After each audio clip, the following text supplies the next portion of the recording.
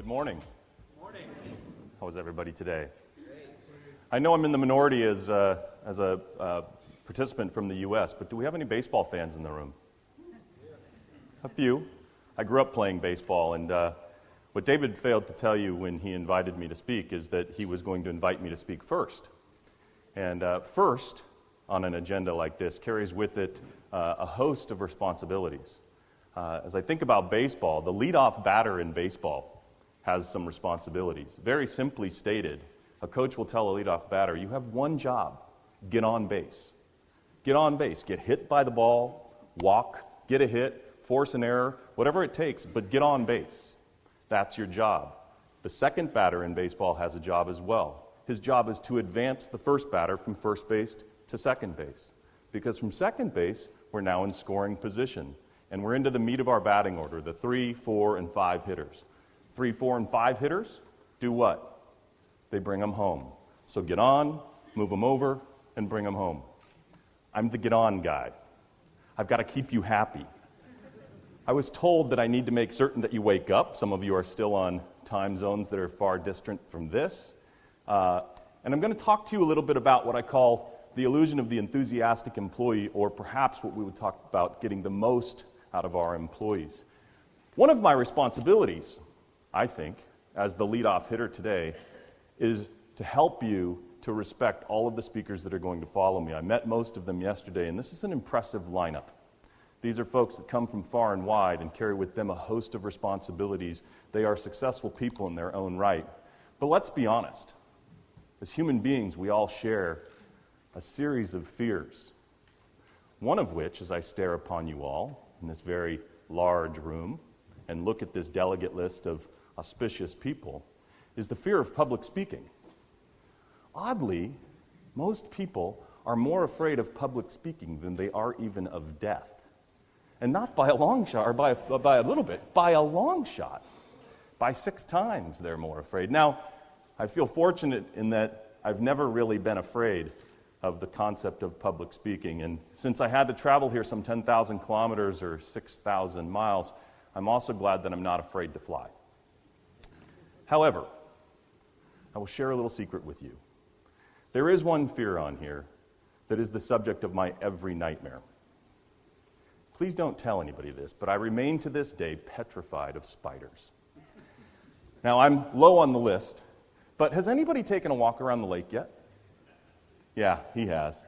He knows where I'm going with this. There's some very strange artwork that lines the lake here in Montreux, including about a mile that way, a 25-foot spider hanging from a tree. This is a fuzzy, scary spider, and in my view, it's not art at all. It's simply mean. So I'd like to suggest to Montreux that they remove that piece of art and let me get on with my day. Speaking of getting on with my day. So by way of brief introduction, I come to you all from San Diego. San Diego, California is about as far west and certainly about as far south as you can get in the continental United States. We border Mexico and the Pacific Ocean. As I mentioned, it's some 10,000 kilometers as the crow flies from Montreux. If you ever visit California, and San Diego particularly, you will understand that in Southern California we have a very distinct culture. We're a beach community. People come for the mild temperatures. They come to enjoy the outdoors. You'll meet surfers and runners and skateboarders and volleyball players. This is the community I come from. Perhaps if you visit us, you'll come to visit places like Legoland, California, or SeaWorld, the San Diego Zoo, or maybe you'll stay at the very famous Hotel Del California.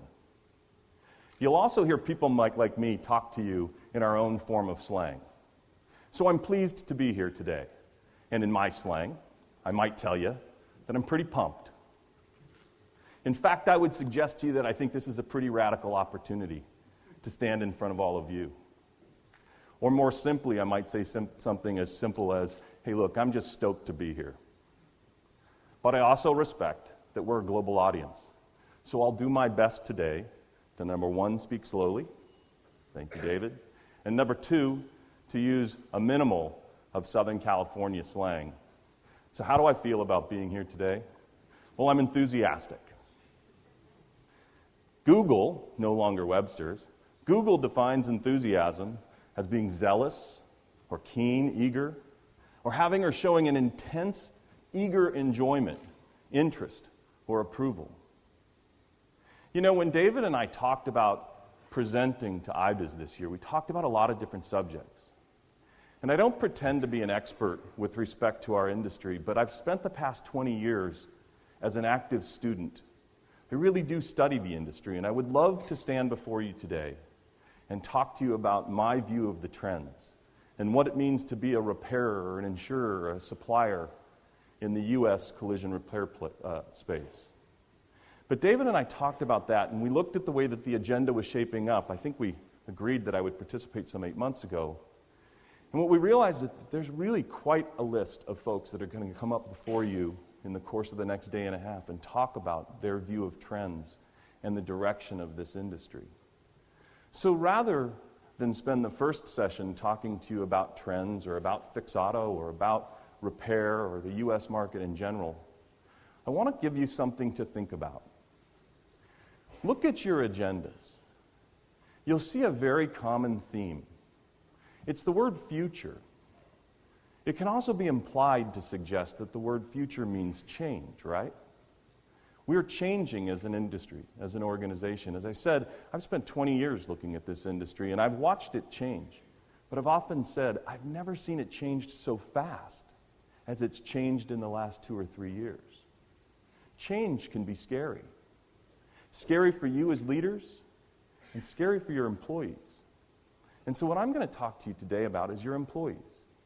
You know, I have a very, I think, unique opportunity or experience set in that I get to deal with repairers who are independent business people.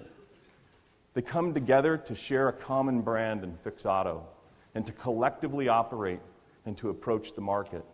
But they bring with them their own set of ideals, their own set of values. They come to us being their own people, and in their own right, they are already leaders. I don't have the power of employment to influence them. I don't have the fear of termination to threaten them to do the things that I want them to do. No, rather, I've had to think about ways to get them to buy into change and to buy into our strategy. And what I would tell you is it's in that consideration that we've come upon what I think is something that applies not just to a host of entrepreneurs, but to employees, a different way to approach them so that you get what we call engaged employees and folks that will truly drive your business strategies forward. So it's with that in mind that I'd like to suggest this. If your employees are not enthusiastic about the way they come to work every day, you need to consider something different about them. Ask yourself this: are they really happy? Are they all happy? Are they all enthusiastic, or are they just faking it and showing you that they're enthusiastic when you're around, and as soon as you leave, they get right back into their old ways? The great American football coach Vince Lombardi said this. He said, you know, if you aren't fired with enthusiasm, you'll be fired with enthusiasm. Are you firing those in your organization who are not enthusiastic? Because if you're not, they're diluting your opportunity to be successful and to embrace this future that we'll talk about in the next day and a half. Now, you're going to be presented with a lot of concepts, certainly from me and with all those that will follow me. That can be hard to follow, particularly early in the morning and on a crazy time zone. So I'd like to begin with the end in mind. If you hear nothing else from me, hear these 3 things. Number 1, your employees and your coworkers may not be as happy as you think. Number 2, to advance your business, you must create a culture of change that is embraced by all of your employees. And number 3, to truly be successful, here we go, you must create engaged employees. And when you do, you will find that those are the employees who truly act like they own the place. And when they act like they own the place, your change initiatives will move forward and you will find success. Not just because they're entrepreneurs, but because they're employees who act like entrepreneurs. Because they're employees who act like they own the place. So let's get started. Now first, I make this point, and I asked you the question. You don't have to answer it, but answer it to yourself. Are your employees and your coworkers truly happy? Because I submit to you that they may not be. You know, recently Forbes magazine, I believe it was in their January edition, ran a story on the 5 top reasons why people quit. Work-life balance, poor benefits, respect, compensation. Many of us think compensation should be number 1, right? Does anybody have a guess of what the number 1 reason employees are leaving your companies are today? It's not compensation. What was that? Well, here's what it is. It's stability. Stability.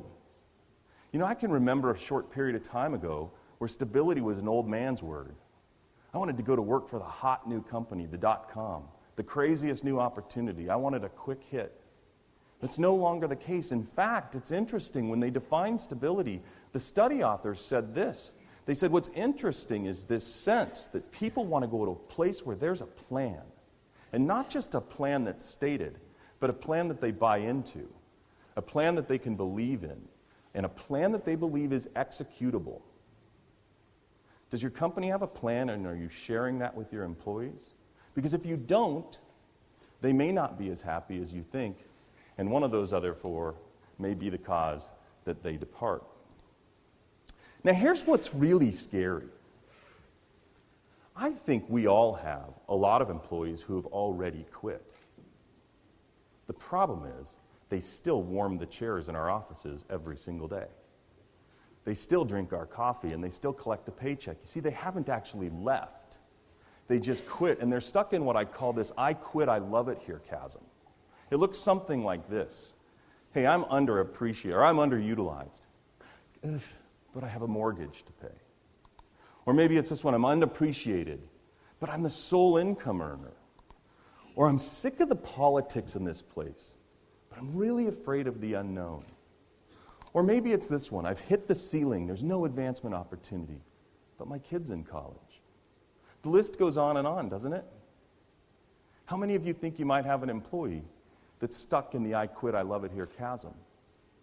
If in your heart you're not saying me, you're probably not being honest. I think we all do. Employees and coworkers that are stuck somewhere in between. You know, there's a great company called Zappos. It's an online retailer. It's part of Amazon.com now, but Zappos started as an online shoe store. And they really, as crazy as that sounds, buying shoes online, they really set the standard for customer service.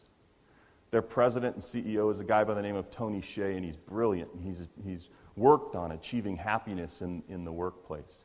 But he does something that I thought when I read his book was just flat out crazy. He begs his employees to quit. So much so that he agrees to pay them to do so. Would you do this? He'll pay his employees up to $2,000 to walk out the door. Please quit. Sounds a little odd, right? But what do you suppose he's left with? He's left with employees that are bought in, that are engaged, and that are fascinated about being a part of that company. And can you imagine the way they approach each other and the way they approach their customers?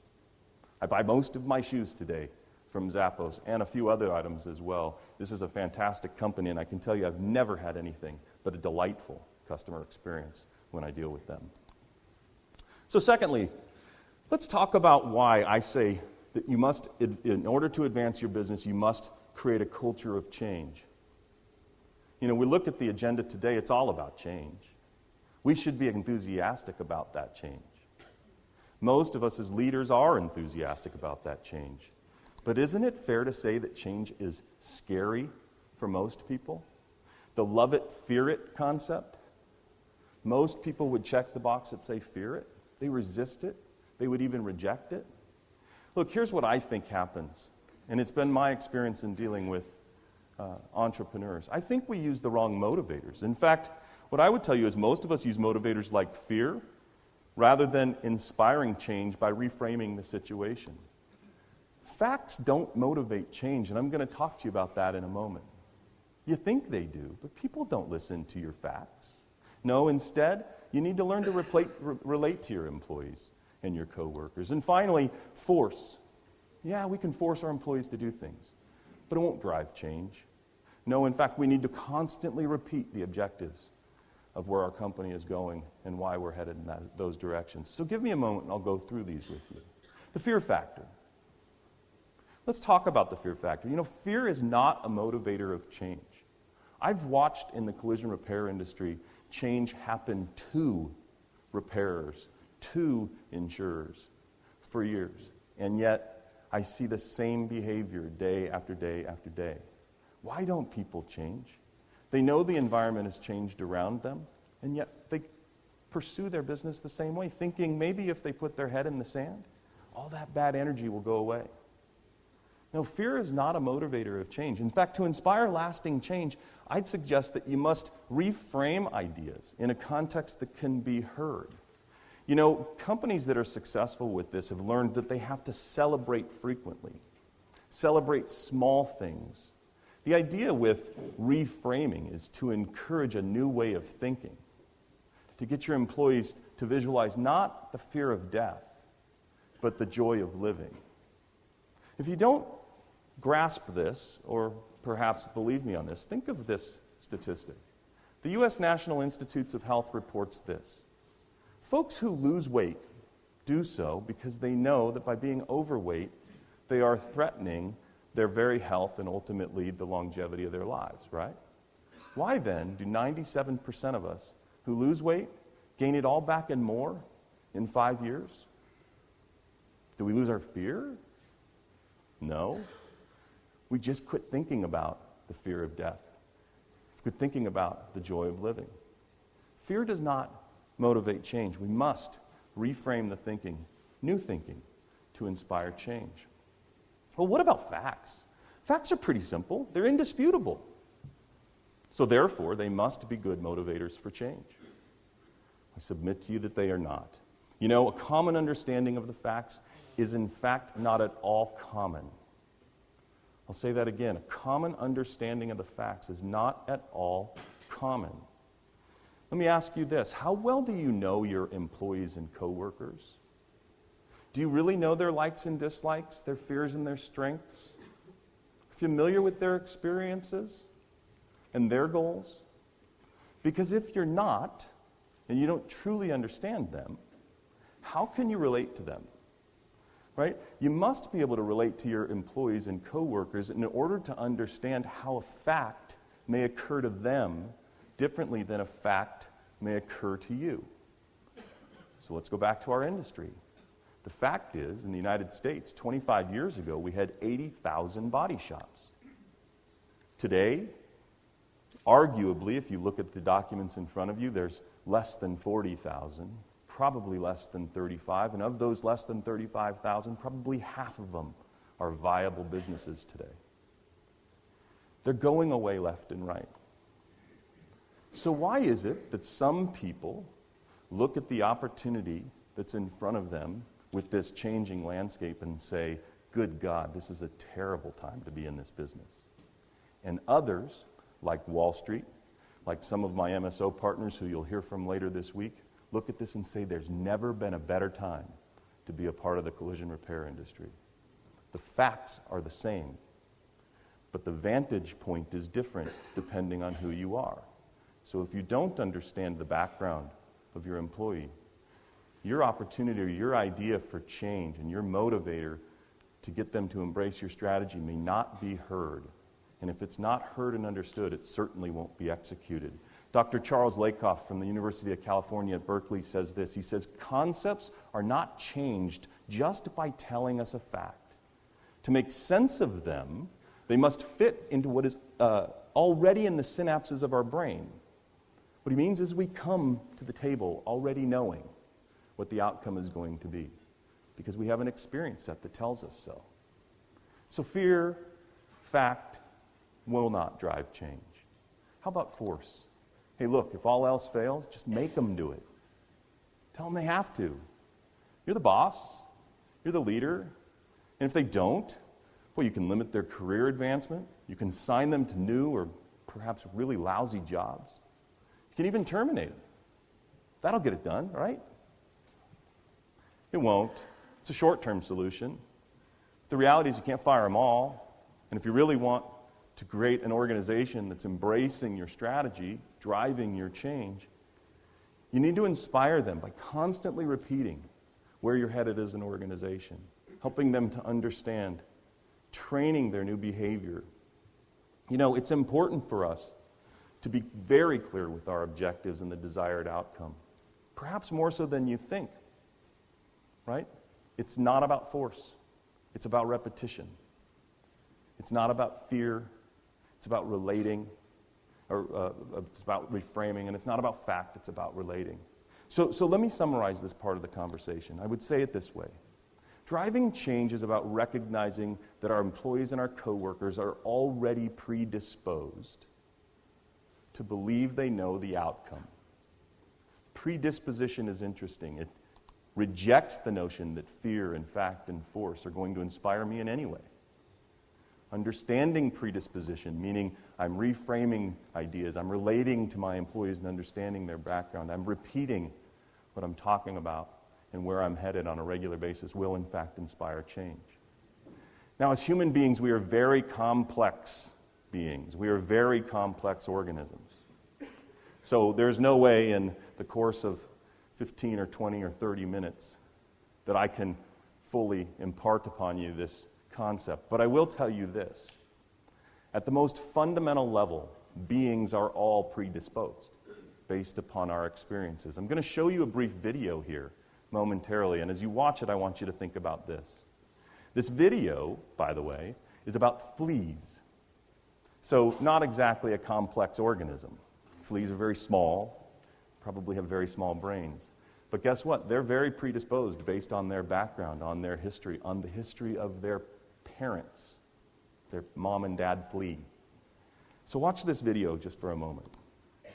Training fleas requires a glass jar with a lid.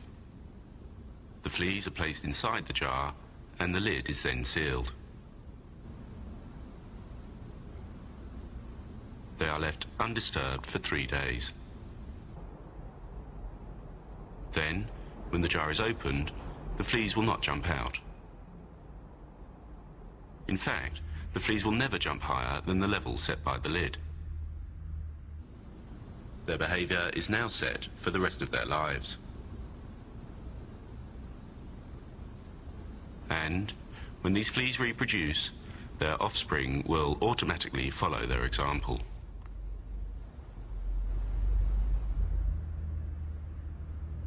Isn't that wild? I think that's crazy. The lid isn't there anymore. The constraints on your business have been lifted, right? But your employees come to you with an expectation and with a set of experiences like these fleas, and not just direct experiences, but the experiences of their ancestors, their cultural differences, their upbringing.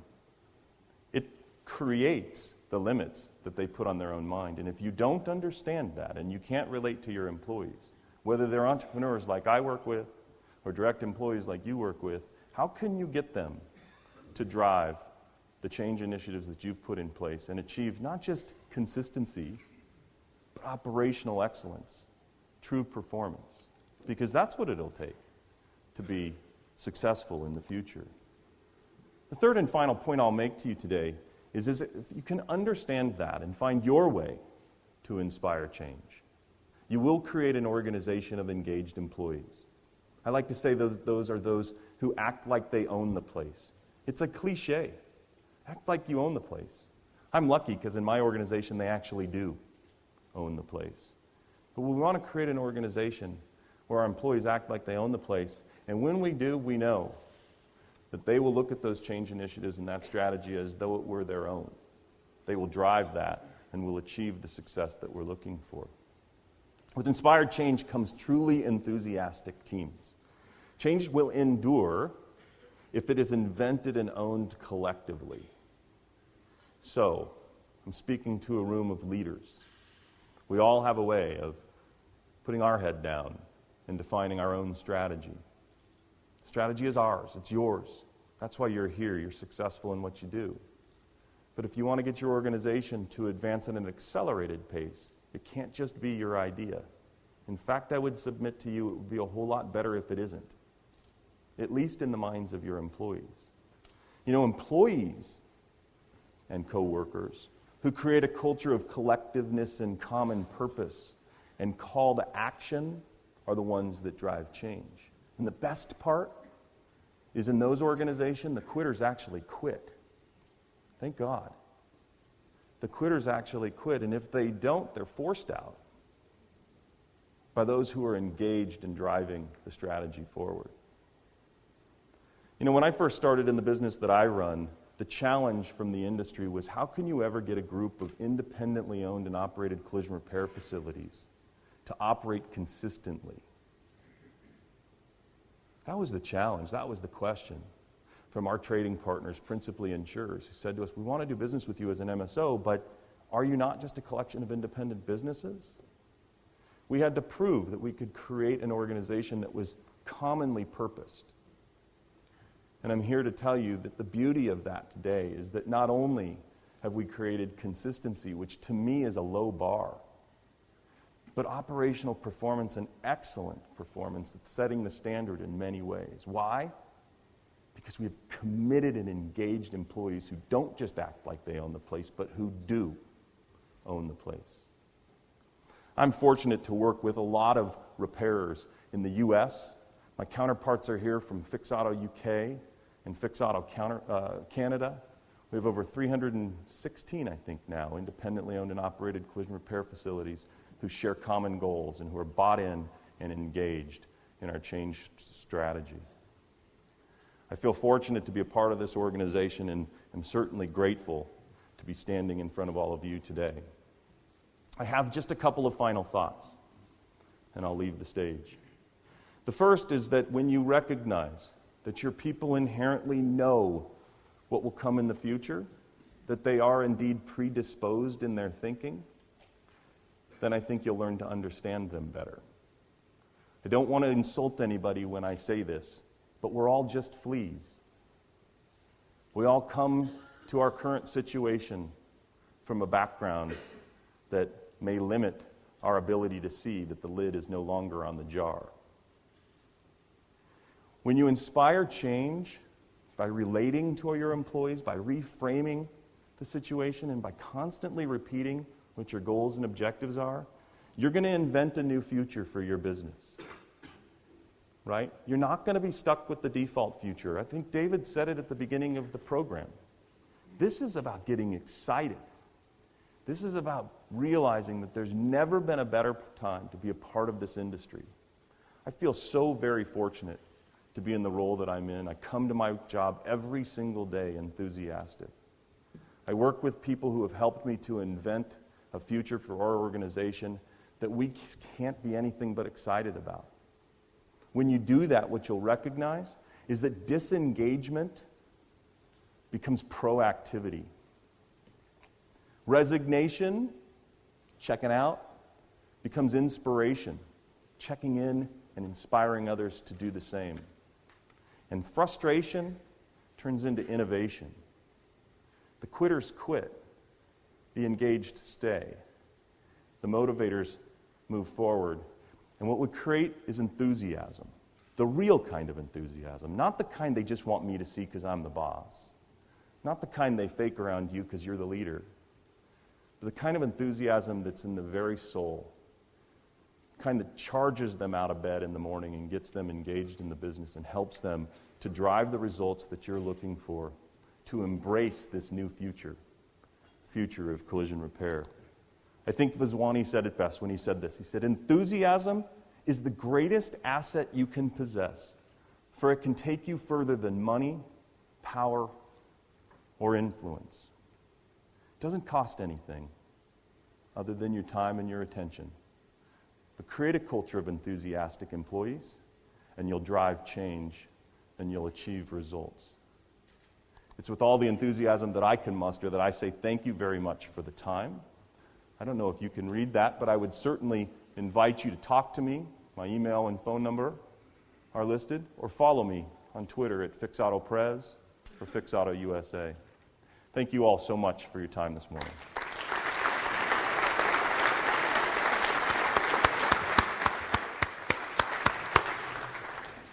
Okay, I've got some questions for Paul, and we've got some microphones around so I can open up the floor in shortly.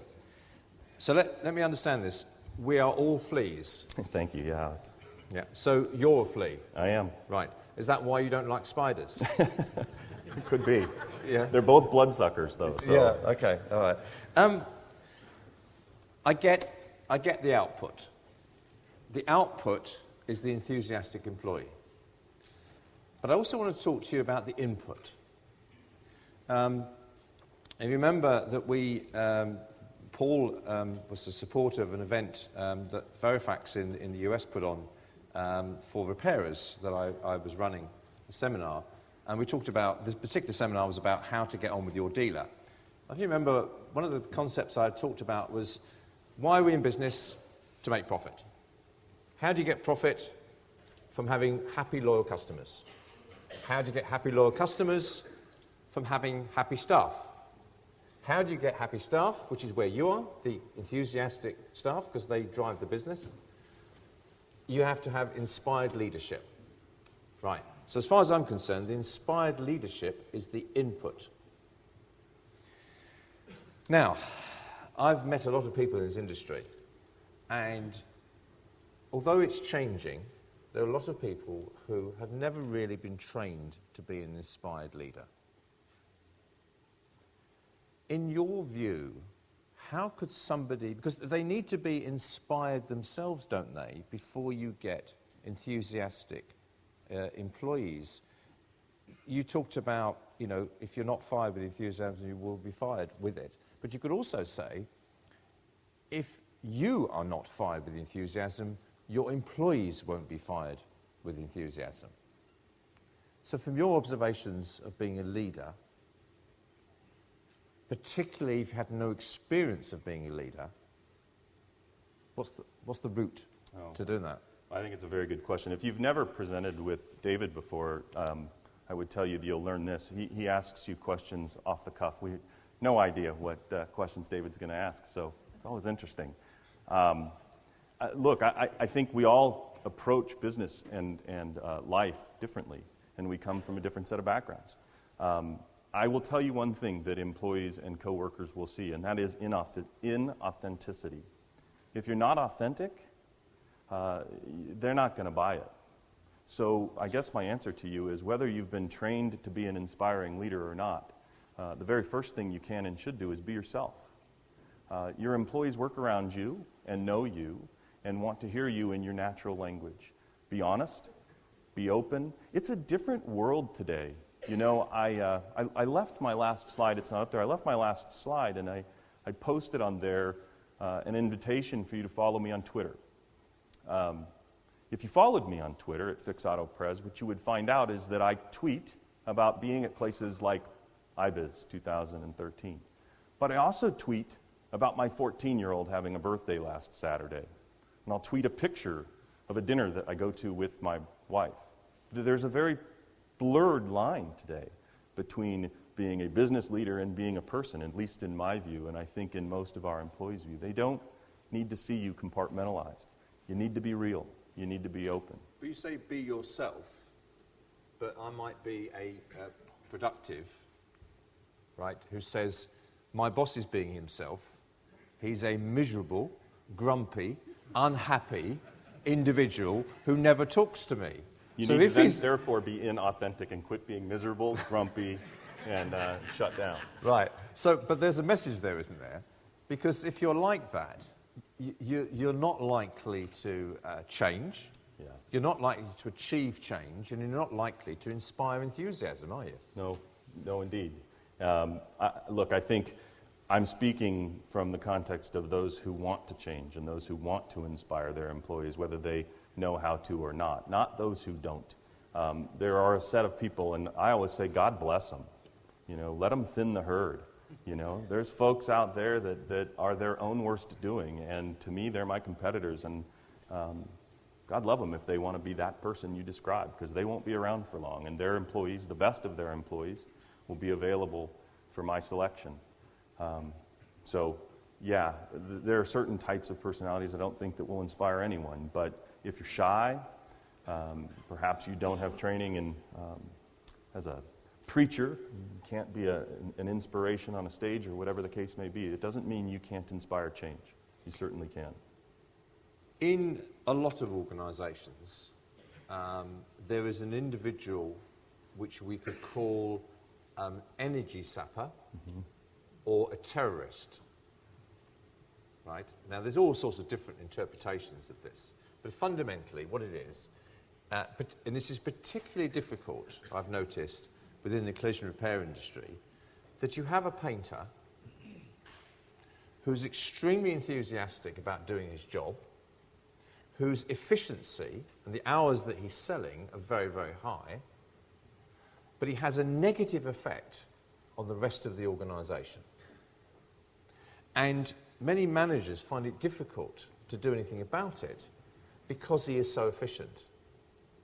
But what he's doing is he's actually sucking out enthusiasm from an organisation. Does that sound familiar? Oh, no question. What does somebody do about that? You know, I think you talk about the painter. You could go through the list of employees in a shop or in a insurance company or in a supplier organization. You'll find that, would you call them energy sapper, the guy or gal who dilutes the energy from the room. There's no question, but it's my view that that person doesn't understand the goals of the company. You have not related to that employee. You perhaps don't understand their background. Painters are a great example because they come from a long history, typically. They're craftsmen, journeymen, if you will. They come from a long history in their craft. But you need to help them understand the direction of your company, understanding their background, but understand the direction you're going. In many of our shops, we've implemented lean processes, and the paint area is probably the most difficult, principally because we have the resistance from the painter initially. But I would tell you that through communication, candid, honest, open, and repetitive communication, we have found with a very high degree of success that we've been able to not only change that person's mentality, but get them to be a leader. Because that same sort of energy can be applied to the positive as it is to the negative today. Okay. In terms of getting the best out of people, I want to try and split two aspects. One is style and one is process. The style is how you come over to your employees. That's your own personal style in terms, are you friendly, are you happy? And then there's also the aspect you talk about transferring the vision and the plan and the view of stability of what's going on. All right, so that's the first bit. And I think a lot of leaders struggle with some of that. The other aspect is process. Now, this is going to sound possibly awfully boring to you and to the audience. Well, then let's talk all about it. Yeah, right. Because you can wrap it up in various different ways, but performance reviews. Now, my background was from the chemical industry before I came in to this industry, and I worked for a couple of very large chemical companies. And I tell you, a large chemical company has a process about how you treat your staff and everything else. And performance reviews are a key part of this. Now, the bit I don't get within this industry is that it's very rarely used properly, if at all. Now, in your opinion, the first is, why is that, in your opinion? And the second thing is, what is your review on performance reviews with staff? Well, I think that the reason that they're probably not used as well as they should be is because I think we fall back on a belief that if we define process, standards of operation, and we demand that our employees follow that, and they do, that's good enough. That's operational consistency. My employees follow the processes that I've laid out. Therefore, I'm successful. What worries me and really keeps me up at night is that while you may have operational consistency, what you actually just have is vicious compliance.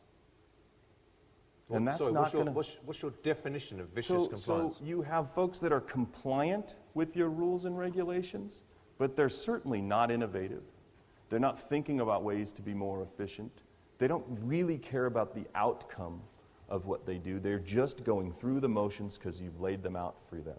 As leaders, we do that. It's hard to get to the day-to-day of what our employees do. So we figure if we lay out process maps and objectives, and by God, if they follow those, then we've been successful. I don't believe that that's how you achieve operational excellence, and I do think there's a difference between operational excellence and vicious compliance or just operational consistency. I'll go back to your point. So how do we use employee reviews?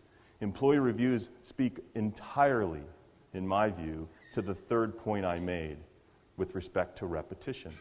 We must constantly repeat, or said another way, communicate what we're doing as an organization and how that individual plays a part in driving the change that we're trying to instill. So I think we fail with that. I've said many times, I think 99% of every problem in business boils down to either a lack of or just really bad communication. And employee reviews, a regular and structured time to talk to your employee about how they fit in your organization, is just a fantastic tool for communication. I was asked a while back to run a training course for a client on helping their staff handle objections with customers, because they felt that if you handle objections better, then you can solve a lot of problems in business. And I asked the team to write up on a sheet what the objections were that they were having to handle. I looked at this list, and I gave the pen to one of the members of the team and said, can you tick which ones on the list you are not causing? And they looked at the list and said, well, we're causing every single one of those internally due to communication. So I said, well, on that basis, we shouldn't be running an objection handling course. We should be handling a problem-solving course within the business. And people sort of say, well, I've handled that objection well, but not find out what's gone on behind. Yeah. Because there's probably a lacking of enthusiasm. Yeah? I would agree. Okay. Any questions for anybody for Paul? Can't see it. Anybody got? No? Hand up? No? Okay. I want to come back to the handling entrepreneurs, which you touched on at the end. You're having to handle entrepreneurs. Let's not talk further down the line in terms of employee relations. Let's just talk about the entrepreneur level. Now, there are a number of people in this room will be hanging on the edge of their seat asking for a key from you, Paul. No pressure then. No pressure, no pressure. Because a lot of people in this room have to handle entrepreneurs. People with different agendas, with different egos, with different desires and everything else. Now, under the fixed concept, that's a key thing that you have to do. From your experience, what are the challenges and what are the ways of resolving those challenges? Oh, that is a pretty good question. I mean, certainly the challenge is that entrepreneurs are entrepreneurs for a reason. They don't really want to work for anybody else. They don't want to follow the rules that are set by a company, and therefore they're typically very, very bad employees with respect to all entrepreneurs. We are bad employees as entrepreneurs. But that doesn't make us blind to opportunity. In fact, quite the contrary. And I think with entrepreneurs, it really just boils down to helping entrepreneurs to see what the opportunity is before them. Because the one thing you can be certain about with an entrepreneurial organization, whether they're entrepreneurs or intrapreneurs, those that work for you but act like entrepreneurs in your own company. Sorry, can just to make sure that everybody understands the difference to that, particularly those who... Entrepreneurs own their own company. Intrapreneurs are those who act like they own the place inside of your own company. They're the same sort of structural mindset, right? These are folks that are driven and creative and innovative and self-minded in many cases. But if these folks understand the opportunity, they won't just comply. Because I think compliance is just such a low bar. They won't just comply, but they will drive the initiative. That's why I feel so blessed. Now, let's be honest, my job's a little harder because I have to communicate regularly, repetitively, the same information to each and every one of our franchisees to get their buy-in. I have to understand their own individual backgrounds. But I respect that first. I don't do that out of some rote behavior. I do it because I respect that they're successful. The entrepreneurs that are members of Fix Auto USA are very large, for the most part, very large and successful repairers in their own right. They just recognize that there's an opportunity before them today to be part of something bigger than themselves, to become part of an MSO and to deliver a solution to the carriers in our market that will get them repositioned and make them not just look a little better, but truly be irresistible to the carriers that they work with.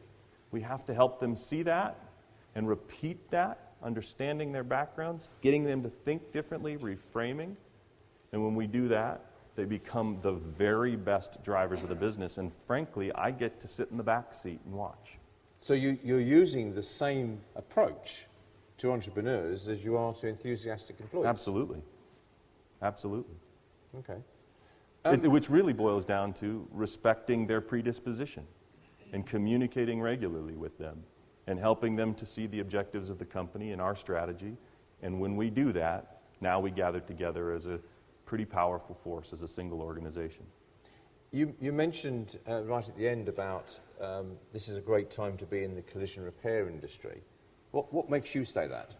Well, I think in chaos lies opportunity. And there's certainly a chaotic environment going on in the repair organization or in the repair community today. And there's just tremendous opportunity for those repairers who are willing to change their business, who are willing to work differently with their trading partners, and who are willing to embrace this new future. Yeah, I mentioned Zappos in my my presentation, and they do something that I think is interesting. And frankly, I think it, however simple it was, I think it sort of defined them as a company. Remember, they buy product and then resell it. Like a lot of us do. We buy paint, we buy parts, and we essentially resell that. And what do we do to our paint providers and our parts providers? We kind of leverage them, don't we? We really sort of stick it to the suppliers in this business. Zappos took a different approach. Every year Zappos throws a huge party, costs them millions of dollars. And guess who's invited? Their suppliers. They celebrate their suppliers. They thank their suppliers. And in fact, they turn the tables and they say the most important people to us are our suppliers. It changed the way they approach business. It changed them culturally. And I guess that's ultimately what this is all about, which is how do you create a culture of change?